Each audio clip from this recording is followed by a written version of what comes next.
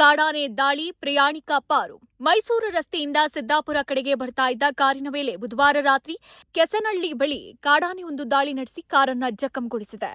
ಅಮ್ಮತ್ತಿ ಸಮೀಪದ ಪುಲಿಯೇರಿ ನಿವಾಸಿ ಪ್ರಜಿತ್ ತಮ್ಮ ಕಾರಲ್ಲಿ ಪ್ರಯಾಣಿಸ್ತಾ ಇದ್ರು. ಈ ವೇಳೆ ಕಾಡಾನೆಗಳ ಹಿಂಡು ರಸ್ತೆಗೆ ಬಂದಿತ್ತು. ಹಿಂಡಿನಲ್ಲಿದ್ದ ಕಾಡಾನೆಯೊಂದು ಕಾರಿನ ಮೇಲೆ ದಾಳಿ ನಡೆಸಿದೆ.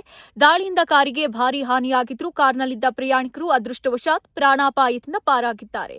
ಘಟನಾ ಸ್ಥಳಕ್ಕೆ ವಲಯ ಅರಣ್ಯಾಧಿಕಾರಿ ಶಿವರಾಮ್, ಸಂಜಿತ್ ಸೋಮಯ್ಯ, ಸಿದ್ದಾಪುರ ಠಾಣಾಧಿಕಾರಿ ಇ ಮಂಜುನಾಥ್ ಹಾಗೂ ಆರ್ಆರ್ಟಿ ಸಿಬ್ಬಂದಿ ಭೇಟಿ ನೀಡಿ ಪರಿಶೀಲನೆ ನಡೆಸಿದ್ರು. ಪ್ರದೇಶದಲ್ಲಿ ಕಾಡಾನೆ ಸಂಚಾರ ಹೆಚ್ಚಾಗಿರುವುದರಿಂದ ರಾತ್ರಿ ವೇಳೆ ವಾಹನ ಸಂಚಾರಕ್ಕೆ ಎಚ್ಚರಿಕೆ ಅಗತ್ಯ ಅಂತ ಸ್ಥಳೀಯರು ತಿಳಿಸಿದ್ದಾರೆ.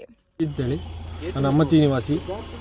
ನಾನು ಮೈಸೂರಿಗೆ ಹೋಗಿ ಹಿಂತಿರುಗುವಂಥ ಸಂದರ್ಭದಲ್ಲಿ ಈ ಆರೆಂಜ್ ಕೌಂಟಿ ರಸ್ತೆ ಪಕ್ಕದಲ್ಲಿ ಒಂದು 10 ಆನೆಯ ಗುಂಪು ರಸ್ತೆ ಮಧ್ಯದಲ್ಲಿತ್ತು.